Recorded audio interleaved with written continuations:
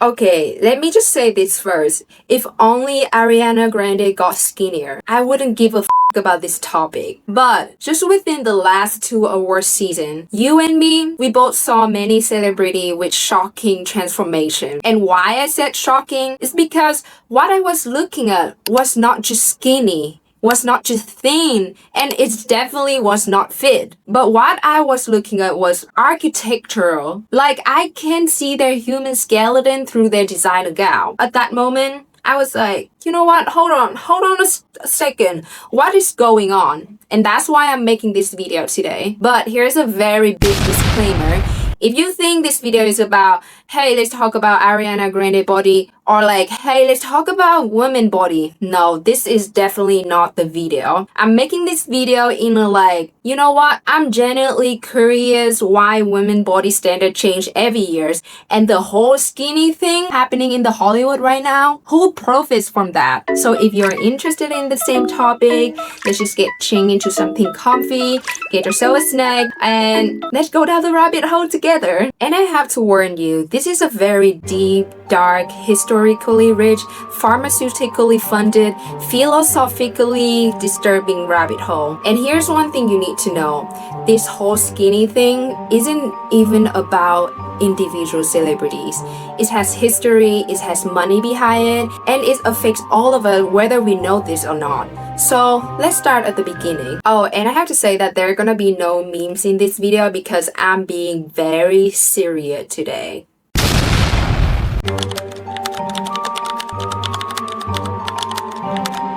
I want you to take a moment and really carefully listening to what I'm about to say. Your body is a trend.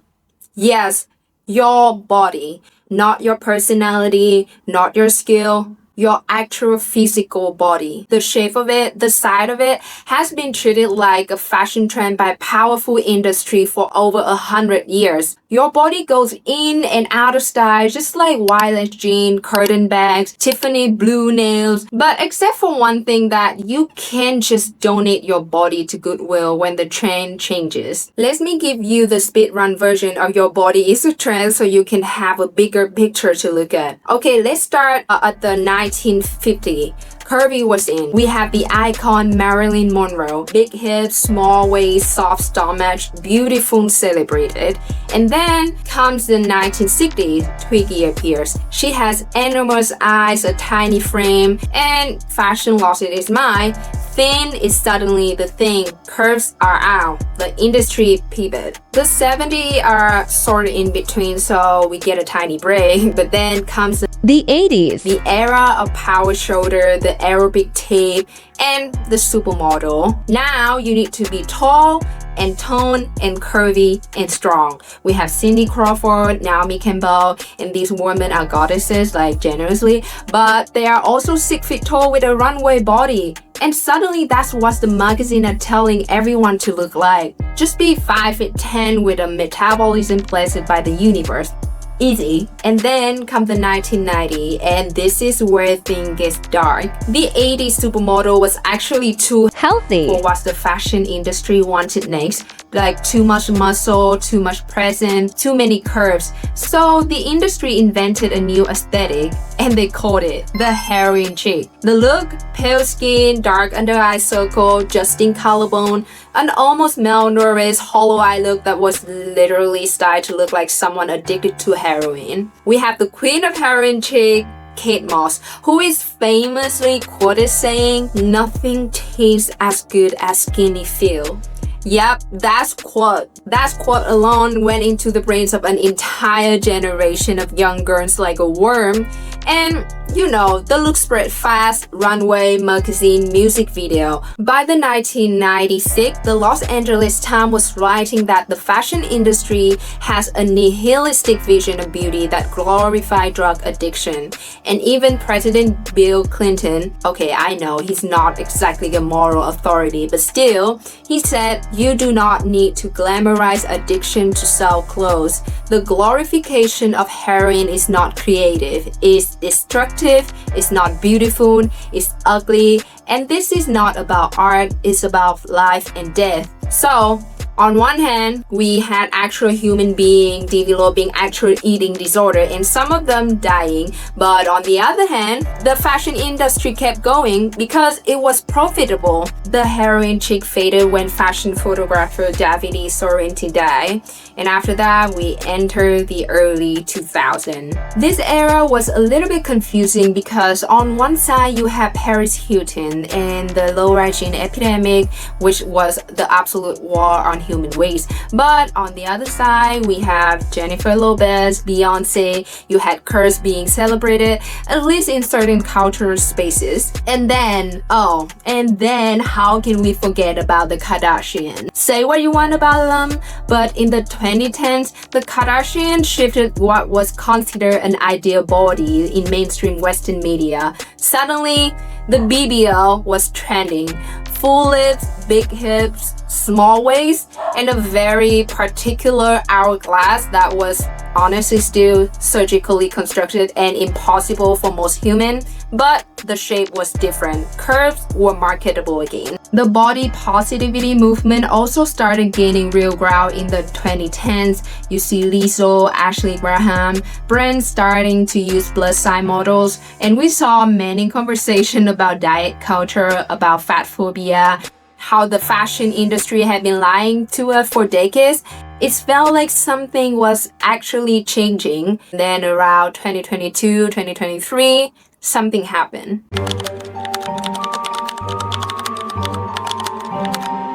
Literally a needle. Ozempic, Wegovy, Mounjaro, these are the drugs that have quietly rewritten Hollywood bodies. And here's a quick science for you if you don't know. These drugs belong to a class called GLP-1 agonists. They were originally developed to help people with type 2 diabetes manage their blood sugar. But what scientists discovered is that as a side effect, they dramatically suppress appetite, like dramatically. So people start feeling hungry, they started losing weight fast. The drug manufacturer Novo Nordisk, a Danish pharmaceutical company, watched this happen and realized they were sitting on a gold mine. So they rebranded a similar drug as Wegovy for weight loss. Suddenly, they had a product for the entire population who wanted to be thinner, which, thanks to a century of beauty standards telling people their bodies were wrong, is a massive market. If you ask me, how massive? A Golden Sachs study in 2023 projected that the obesity drug markets will reach $100 billion by 2030. And Novo Nordisk market value has actually exceeded the entire GDP of Denmark. The company made so much money that it's literally pushed up the value of the Danish currency and drove down mortgage rates in Denmark. A pharmaceutical company got so rich on weight loss drug that it's accidentally improved the economy of an entire nation. Like, let that shit sink in. So where do celebrities come in? Right around 2022, the rumors started. Kim Kardashian famously lost 16 pounds in 3 weeks to fit into Marilyn Monroe dress for the Met Gala. Besides being ethically off for multiple reasons, raised a lot of eyebrows. Then the speculation started swirling around the other celebrity. Then some celebrities started admitting it. Oprah Winfrey said she used a weight loss medication and called it a gift. Serena Williams turned to GLP-1 medication to help with her weight loss. Meghan Trainor used weight loss drug Mounjaro along with working with a dietitian to help her with weight loss after her second pregnancy. James Corden said he tried Ozempic, but it was not that effective for him on his podcast. And then after that come the 2025 award season.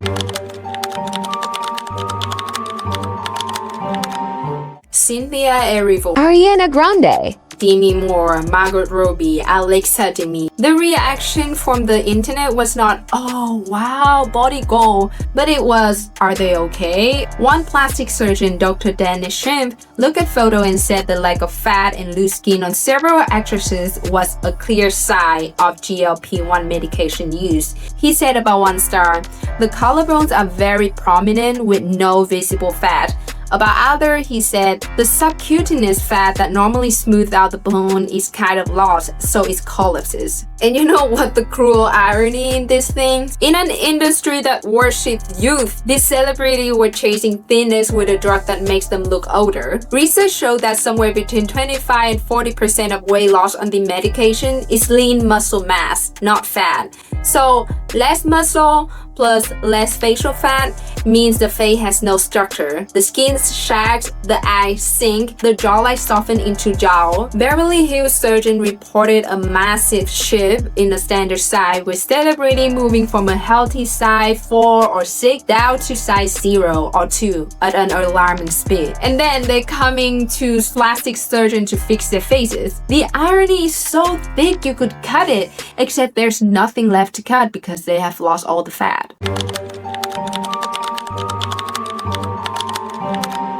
Okay, here is where I want to zoom out because I think we've been looking at this the wrong way. We've been asking, why are these celebrities so skinny? But what if the better question is, who profits when they are? Let me introduce you to a book. It's called The Beauty Myth by Naomi Wolf, published in the 1990s. I want to be clear about something. Some of Wolf's specific statistics have been disputed by researchers over the years, but what I want to talk about is her core argument. So she writes, a culture fixated on female thinness is not an obsession about female beauty, but an obsession about female obedience. Dieting is a more potent political sedative in women history.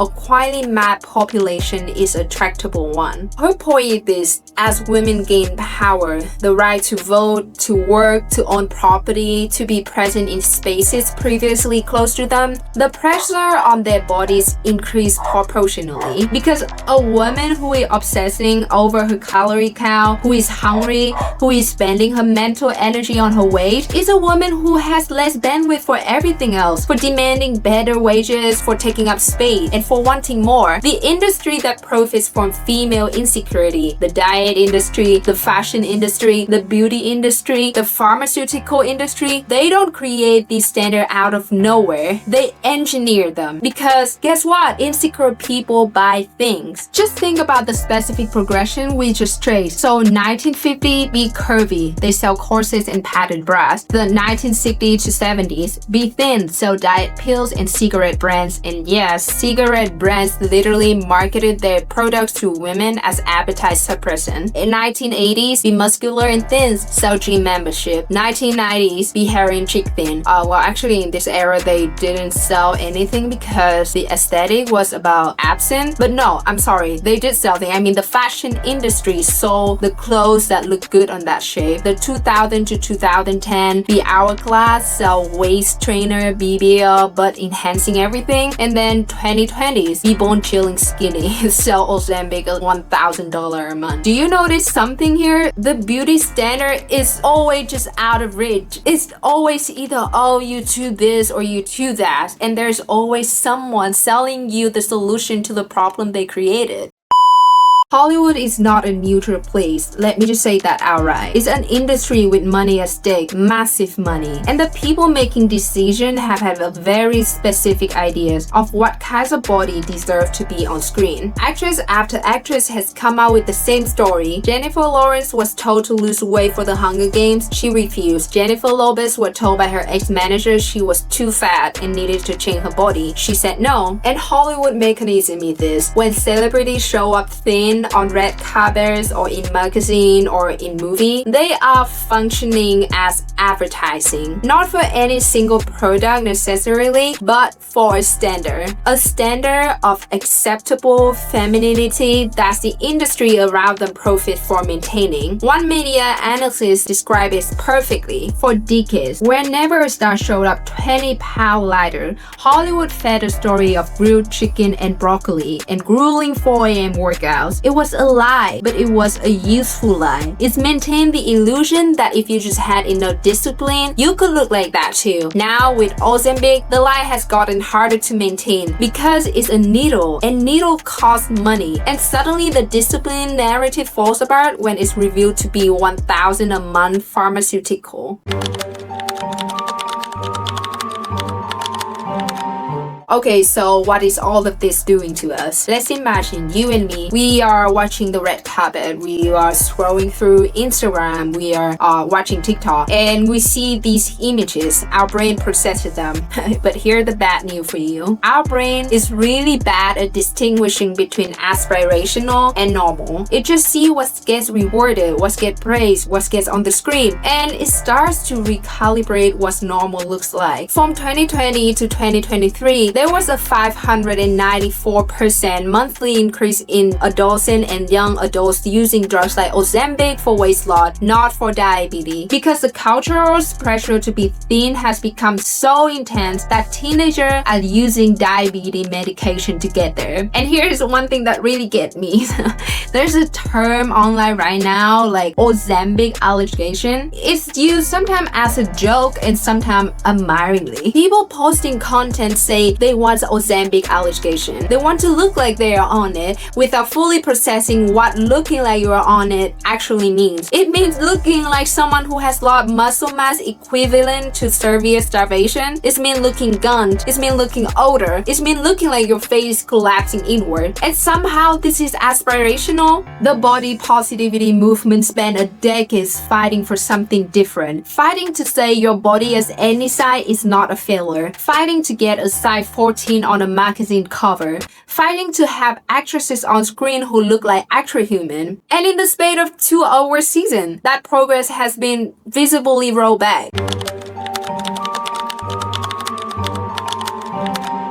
I know you came here for the conspiracy, and here it is. It's not a secret meeting. There's no room full of men in black suit going like, you know what, let's make women thin. It's something almost worse. It's a system. An allied set of financial incentives that all point to the same direction, operate by multiple industries that all benefit from the same outcome. Women who feel like their bodies are wrong. Let me give you a list of who profits from you feeling bad about your body. First, the pharmaceutical industry. Novo Nordisk is now one of the most valuable companies in Europe. They are making billions of a drug that suppresses appetite. They need the cultural pressure on thinness is ideal to exist because that pressure is their entire market. Second, the fashion industry has literally always preferred smaller bodies because smaller bodies require less fabric, simplify fittings, and keep the process efficient across city and season. Also, the fashion industry gatekeepers have had an aesthetic preference for a body that essentially disappears in the clothes, a hanger, not a human. Third, the diet industry, worth tens of billions of dollars annually, operates on the deliberate cycle of failure I described earlier. Their business model depends on you never succeeding. Next, the beauty industry, because Ozempic face require filler, and sagging skin require procedure, and rapid weight loss requires supplement and protein powder and skincare to address the accelerated aging. Every side effect of thinness trend has a product attached to it. Last but not least, the media, because thin celebrity drive clicks. Speculation about who's on Ozempic drive clicks. Before and after photo drive clicks. The coverage of the thin trend is itself a product. These industries don't have to coordinate. They just each follow their own financial logic, and the financial logic all leads to the same place. Your body is a problem, and they have the solution. Naomi Wolf called dieting the most potent political sedative in women's history, and I keep coming back to that because think about it, when you're hungry, literally hungry, appetite suppressed, focus on what you eat, what you don't eat, how you look, whether your collarbones are showing. You are not thinking about the gender pay gap. You are not thinking about reproductive rights. You are not taking up space. You are making yourself smaller, literally, and somewhere, someone is counting on that. Okay, let's just relax for a little bit. Go drink some water. I know I have depressed you a lot. So now let's talk about what we actually can do with this information. First, understand the system. You cannot fight what you do not see. Now you see it. Every time a beauty standard appears on a red carpet, in a magazine, or on your For You page, just stop for a moment and ask, who profits from this? Because the question will tell you more than the content itself. Second, separate the person from the standard. The celebrity in this photo are not your enemy. Ariana Grande is not your enemy. Most of them are responding to enormous industry pressure. Some of them are dealing with health condition. Some of them have been told in so many words that their career depends on their side. You know, they're just people trapped in the same system. So instead of criticize them for being skinny, maybe just acknowledge the problem and don't be fooled by the system. Third, be careful about what you normalize. If you're posting Ozempic body goal, take a beat. You are normalizing starvation and you are calling a medical side effect aspirational. You are allowed to catch a breath and redirect. Fourth, remember the kid. If you have younger sister, cousin, daughter, student, what you say about body in front of them matter. What you say about your own body in front of them matter. And fifth, I want to say this gently as a woman to a woman. Eat your food. And I know this coming from a skinny person doesn't sound really convincing, but what I want you to know is that dietary deprivation suppresses not just hunger, but your joy, your sexual interest, creativity, energy. Your appetite is not a design flaw. It's not a character weakness. It's a biological system that has kept human beings alive for millennia. The fact that we have been convinced that fighting is one of the widest propaganda victories in modern history. That's what I want to say, and that's what I want you to understand. So why are celebrities in Hollywood so skinny right now? The surface answer, Ozempic. The real answer is because there are industry worth hundreds of billions of dollars that profit from thinness being the standard, and they have been entering that standard through fashion, through media, through pharmaceutical innovation, through casting decision, through magazine cover for a very, very long time. It is not new, it's just a latest iteration of a very old playbook. Make women feel wrong, sell them the solution, and repeat. The body positivity movement happened because people pushed back. The heroin chic era ended because people pushed back. Change is possible, but it's required knowing what you are looking at. And now you know. So go eat something, I'm serious. Go drink some water and maybe put on some clothes that make you feel like yourself, whatever size it is. That's a wrap, everyone. Thank you for staying here and I will see you in the next video.